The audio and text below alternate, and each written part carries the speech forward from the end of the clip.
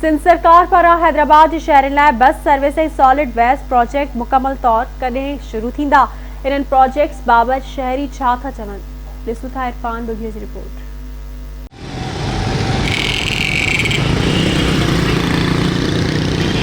सिंध सरकार पारां हैदराबाद शहर में गंदगी के खात्मे लाइ सॉलिड वेस्ट मैनेजमेंट प्रोजेक्ट ऐं शहरनि खे सफ़री सहूलतूं फराहम करण लाइ पीपल्स बस सर्विस नाले सां मनसूबा आज़माइशी बुनियादनि ते शुरू त कया विया आहिनि, पर ही ॿई प्रोजेक्ट्स मुकमिल तौर कॾहिं शुरू थींदा, उन हवाले सां कमिश्नर हैदराबाद नदीमुर रहमान मेमण आवाज़ न्यूज़ सां ॻाल्हाईंदे चयो आहे त एयर कंडीशन बसूं आहिनि, सेफ्टी एंड सिक्योरिटी के पॉइंट ऑफ व्यू का तमाम शानदार हिकिड़ो गवर्नमेंट जो तोहफ़ो आहे हैदराबाद जे माण्हुनि जे लाइ। 10 गाॾियूं जेके आहिनि उहे हैदराबाद में पहुची चुकियूं आहिनि। हिननि बसुनि जे हलण सां फ़ाइदो इहो थियो आहे त एटलीस्ट असां उन्हनि रूट्स के त फुल फोर जेको आहे उन्हनि खे मेंटेन कयूं ऐं उन्हनि जी जेका कंस्ट्रक्शन खे पंहिंजो जेको आहे इंश्योर कयूं।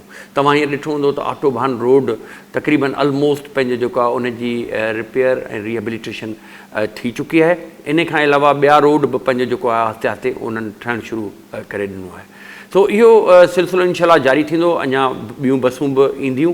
हींअर चङो ख़ासो जेको आहे सॉलिड वेस्ट मैनेजमेंट जो जेको एम्प्लॉइज़ आहिनि या उन्हनि जी जेके इक्विपमेंट्स आहिनि, तव्हांखे नज़र ईंदा त लतीफ़ाबाद वारे एरिया में हुननि स्टार्ट करे चुका आहिनि ऐं तव्हांखे इम्प्रूवमेंट बि नज़र ईंदी हूंदी त हिकिड़ा वेल ड्रेस्ड माण्हू रोडनि ते सफ़ाई सुथराई में लॻल आहिनि।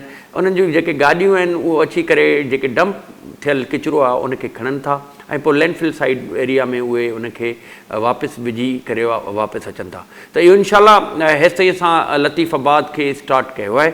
अॻियां हली पंहिंजो जेको आहे इन जो दायराकार हैदराबाद सिटी